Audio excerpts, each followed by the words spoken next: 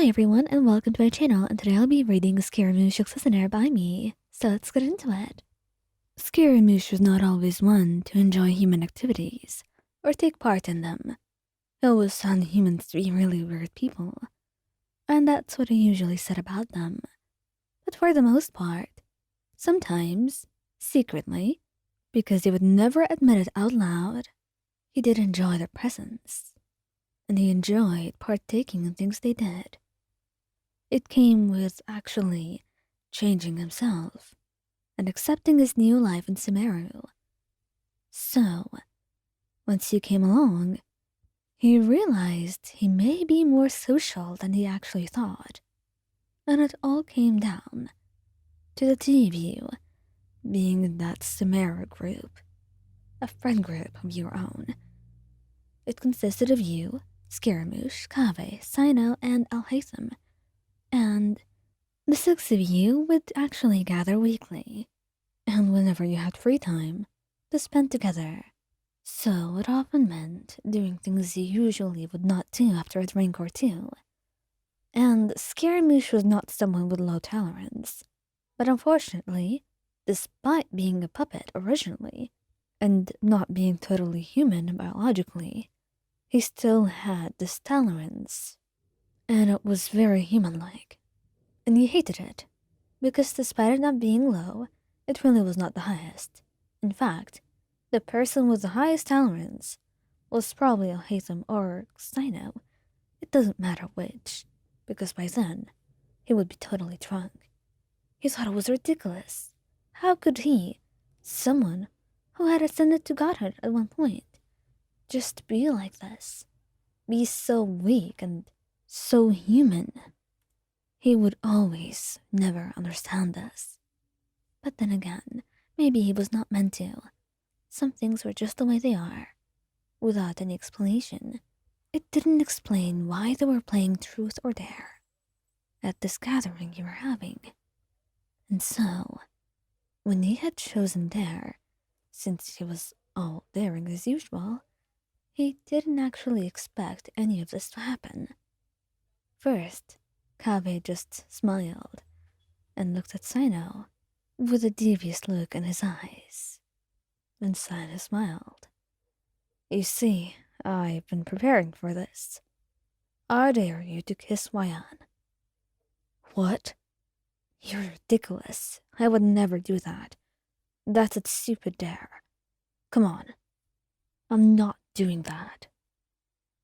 Well, if you don't, you're gonna lose. Do you want that? Do you want to be the loser in all of us? I can't believe this, Kave said, and you blushed. You were utterly silent, because you were not really sure what to say, and it also felt very, very kind of awkward, to be quite honest. But you were also nervous, and those butterflies in your stomach, well, they were not lying. You were excited for this. You wanted this for so long. And yet, now faced with it, you were afraid you didn't want it, and you would never want him to actually do this just because of a dare. Your love was not something so small and so insignificant that it could be reduced to that. But you could tell that what your friends were doing, they were doing it for your sake, because they wanted to get you two together. They knew you loved him. It was quite obvious. And you didn't know if they actually thought Scaramouche loved you or not. It was very difficult to actually have a read on that. He was not someone who was very clear with his own emotions. It made him all the more mysterious, and alluring, and lovely, and difficult. But it didn't matter in the moment, because right now, you wanted nothing more than to be able to read what was going on in his mind. But right now, the expression on his face was very closed off, and that was the kind of expression he had when he was thinking very deeply, and you could never quite tell just how he was thinking, what was going on in there. So many questions in your head, and yet you could never get a single answer to any of them.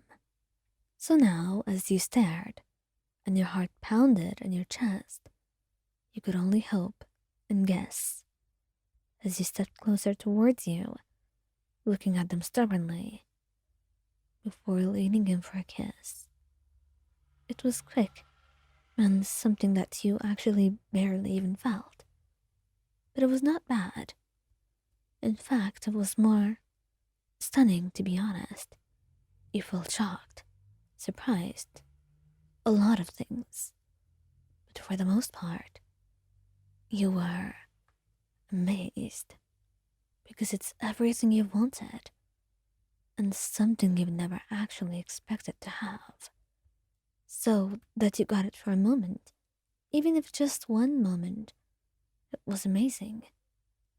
And as you looked away, he was blushing brightly. There, I did it. Are you happy now? Yeah, we are.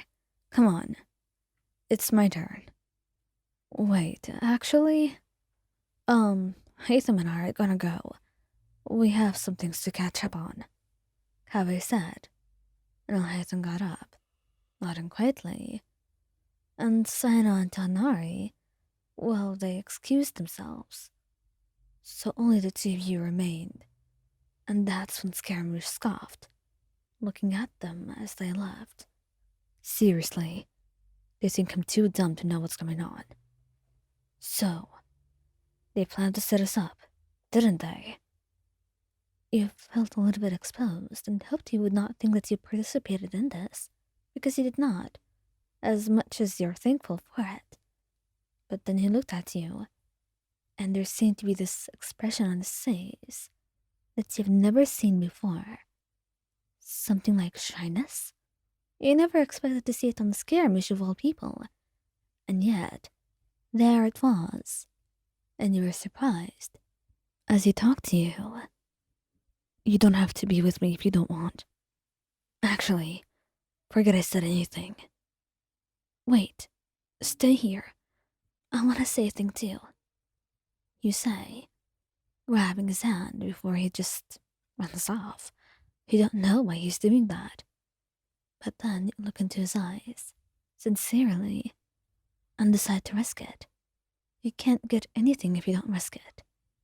Scaramouche, could you please do that again? You ask, feeling vulnerable in that moment, and he freezes, before smiling, blushing brightly. Yeah, I think I can.